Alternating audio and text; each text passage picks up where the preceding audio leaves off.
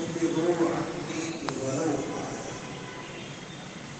أو كما قال عليه الصلاة والسلام.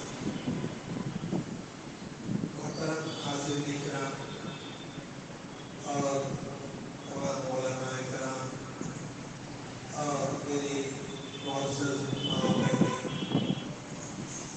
اس وقت ہمارا یہاں جمع ہونا اسلامی کوئز کے سلسلے میں جن طلباء نے کوششیں کی، محنتیں کی اور اسلامی جنرل نالج کے سلسلے میں جو کاوشیں انہوں نے کی، اس کے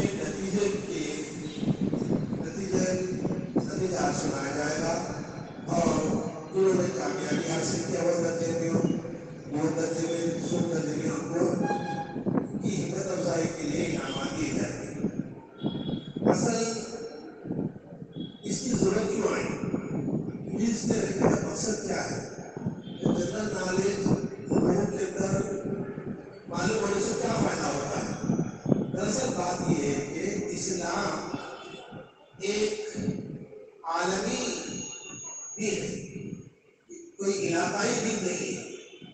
ہمارے آقا حضرت محمد رسول اللہ صلی اللہ علیہ وسلم اگرچہ عرب میں پیدا ہوئے،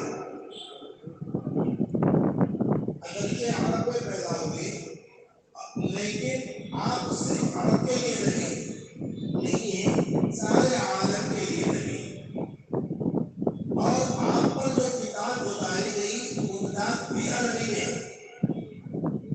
کیونکہ آپ کے اولین مخاطب جن سے سابقہ پڑا آپ کا وہ عربی اہل عرب تھے۔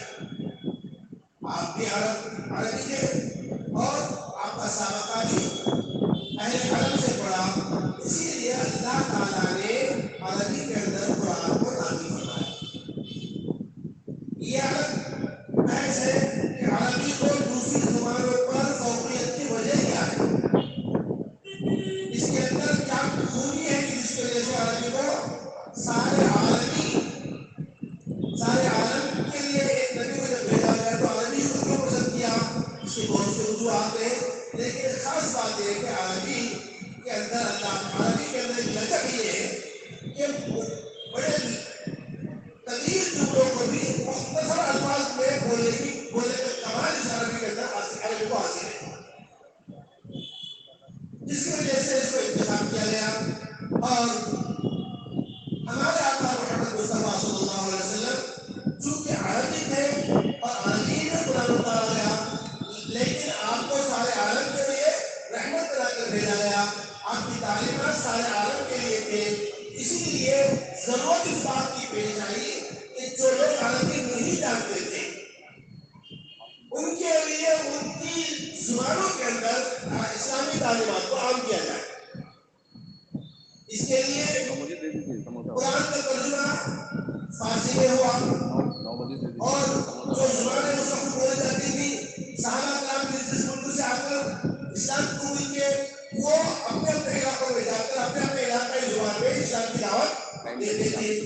اور آج سے چند سال پہلے جہاں جب ہمارے ملک میں اسلامی حکومت کی مسلمان حکومت کیا کرتے تھے اس وقت فارسی کا رواج تھا، فارسی عام طور پہ بولی اور سنی جاتی تھی، تو اللہ نے حضرت شاہ ولی اللہ محدث دہلوی رحمۃ اللہ علیہ کو انہوں نے سب سے پہلے عربی قرآن کا ترجمہ فارسی زبان میں کیا تاکہ یہاں ہندوستان کے ملک کے رہنے والوں کو قرآن کا سمجھنا آسان ہو جائے۔ پھر جب فارسی زبان کا چلن ختم ہوتا گیا اور اس کی جگہ اردو لی تو اس موقع پر حضرت شاہ ولی اللہ محدث دہلوی رحمۃ اللہ علیہ کے ایک صاحبزادے شاہ عبد القادر رحمۃ اللہ علیہ نے اس کا اردو میں ترجمہ سب سے پہلے کیا۔ اس کے بعد یہ سلسلہ چلتا رہا۔ مقصد صرف یہی ہے کہ اسلامی تعلیمات ان زبانوں کے اندر عام ہو جائے جو عربی نہیں سمجھتے تھے۔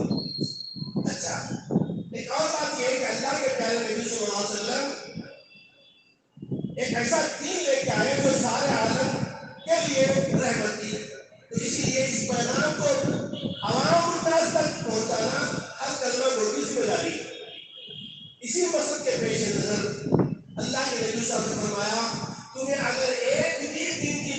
معلوم ہو، ایک بھی آیت تمہیں معلوم ہو تو اسے لوگوں تک پہنچاؤ، ایک ہماری ذمہ داری ہے۔ اسی مقصد کے لیے ہمارے نوجوان عالم دین مولانا ہدایت علی صاحب اسی فکر کو لے کر کہ کسی اس طریقے سے اس سارے مسلمانوں کے اندر بھی جو اردو سمجھتے ہیں اور انہوں کے اندر بھی جو اردو نہیں سمجھتے، تیلگو سمجھتے ہیں، انگلش سمجھتے ہیں، اور دوسری زبان سمجھتے ہیں، ان کے اندر مسلمانوں میں بھی اور غیر مسلموں کے اندر بھی اللہ کے نبی صلی اللہ علیہ وسلم کا پریچے ہو جائے، تعارف ہو جائے، قرآن کا تعارف ہو جائے، ایمان کا تعارف ہو جائے۔ بندگی کس کو کہتے ہیں؟ ایک بندہ، ایک انسان زندگی کیسے گزارنا چاہیے؟ اللہ کے پیارے نبی صلی اللہ علیہ وسلم کے چلتے پھرتے اٹھتے بیٹھتے وقت جو دعائیں آپ مانگا کرتے تھے، وہ دعائیں اور نماز وغیرہ، یہ تمام بنیادی چیزیں جو ہر مسلمان کو جاننا ضروری ہے، اس کا ایک کتابچہ بنایا مدنی دینیات کے نام سے۔ اس کے اندر اسلام کی بیسک باتیں جمع کی گئی، عقائد کے اعتبار سے، عبادات کے اعتبار سے، اور اسی طریقے سے جنرل نالج کے اعتبار سے، اور اکابر علماء کے قیمتی باتیں اقوال سلیم کے نام سے جمع کیے گئے۔ رسول پاک صلی اللہ علیہ وسلم کی بہت پیاری 40 حدیثیں اس کے اندر جمع کی گئی۔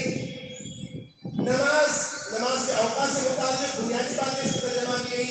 نماز پڑھنے کا طریقہ بتایا گا، مختصر ہے کہ جو ضروریات دین ہے، اسلام کی بنیادی باتیں اس کے اندر جمع کیے گئے، اور لوگوں کے اندر شوق پیدا کرنے کے لیے 6 مہینے پہلے ہی اس کتاب کو عام کیا گیا، اور عام کر کے فری میں ان کو تقسیم کیا گیا، اور یہ پڑھے اور 6 مہینے کے بعد ایگزام ہوگا، ایگزام میں پاس ہونے کے بعد ان کو ان کے کامیابی کے اعتبار سے کوئی انعامات مل جائیں گے۔ مسلم غیر مسلم ہر ایک امتحان دینے کا مکلف ہے، اختیار ہے۔ اس طریقے سے کتاب مسلمانوں کو بھی اور غیر مسلموں تک بھی پہنچانے کی کوشش کی۔ آج کی کلاس سے لے کر آگے کی درجات کے لیے یہ سلیبس کے طور پر دیا گیا۔ الحمدللہ اس کے بڑے خوشگوار نتائج برآمد ہوئے، مسلمان بھی حصہ لیے، غیر مسلموں نے بھی حصہ لیا، امتحان بھی دیا گیا۔ پھر اس کے بعد آج انشاءاللہ اس کے نتائج ہے۔ مقصد اس کا یہ ہے کہ انعام کے شوق ان کے اندر شوق کرا جائے، تعلیم کا شوق اور ترغیب ان کو دے کر ان کو ہمت افزائی کی جائے، اس طریقے سے اسلام کی تعلیمات کو عام کیا جائے۔ اللہ سے دعا کرتا ہوں کہ اللہ تعالیٰ مولانا کو اپنے مقصد میں بھرپور کامیابی عطا فرمائے، اور اس طریقے سے اس کتاب کو قبولیت عام پر عطا فرمائے، اور اس سے مسلمان اور غیر مسلم سبھی کے لیے اس کو نافع بنائے، اور جس مقصد کے لیے اس کو ترتیب دیا گیا وہ تمام اور جو اہم باتیں اس میں جمع کی گئی وہ ہم سب جاننے والے، سمجھنے والے، اس کا عمل کرنے والے بن جائے۔ اللہ ہم سب کو اس کے عمل کی توفیق دے، اور ہر مسلمان کو اللہ کی بات اللہ کے بندوں تک پہنچانے کی ذمہ داری پر ڈالے۔